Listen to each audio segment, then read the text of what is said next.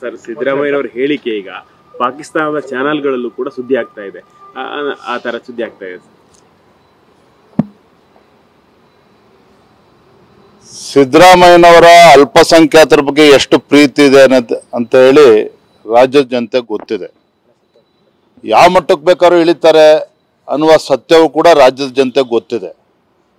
ಆದರೆ ದೇಶದ ವಿಚಾರ ಬಂದಾಗ ಕಾಶ್ಮೀರದಲ್ಲಾಗಿರ್ತಕ್ಕಂಥ ಆ ಘಟನೆ ಪ್ರತಿಯೊಬ್ಬ ಸ್ವಾಭಿಮಾನಿ ಭಾರತೀಯನೂ ಕೂಡ ಖಂಡಿಸಿದ್ದಾನೆ. ಭಾರತ ಯಾವತ್ತೂ ಕೂಡ ಯುದ್ಧವನ್ನ ಸಾರಿರ್ತಕ್ಕಂಥ ಇತಿಹಾಸ ಇಲ್ಲ. ಆದ್ರೆ ಭಾರತೀಯರ ರಕ್ಷಣೆ ಮಾಡಬೇಕಾದಂಥ ಸಂದರ್ಭದಲ್ಲಿ ಏನು ನಿರ್ಧಾರವನ್ನು ತೆಗೆದುಕೊಳ್ಬೇಕು ಅದು ಪ್ರಧಾನಮಂತ್ರಿಗಳು ಎಲ್ಲ ಮುಖ್ಯಮಂತ್ರಿಗಳ ಜೊತೆನೂ ಕೂಡ ಚರ್ಚೆ ಮಾಡಿ ಒಂದು ತೀರ್ಮಾನವನ್ನು ತೆಗೆದುಕೊಳ್ತಾರೆ.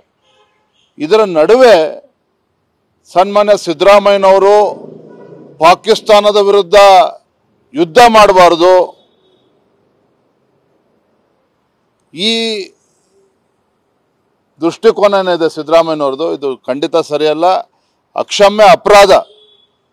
ಏನು ಸನ್ಮಾನ್ಯ ಯಡಿಯೂರಪ್ಪನವ್ರು ಹೇಳಿದ್ರು, ಸಿದ್ದರಾಮಯ್ಯನವರು ರಾಜ್ಯದ ಮುಖ್ಯಮಂತ್ರಿಗಳು ಏನಿದ್ದಾರೆ ಈ ದೇಶದ ಜನರ ಕ್ಷಮೆಯನ್ನು ಕೂಡ ಅವರು ಕೇಳಬೇಕಾಗ್ತದೆ. ಯಾರೂ ಕೂಡ ನಿರೀಕ್ಷೆ ಮಾಡಿರಲಿಲ್ಲ ಸಿದ್ದರಾಮಯ್ಯನವರಿಂದ ಈ ರೀತಿ ಹೇಳಿಕೆಗಳನ್ನು.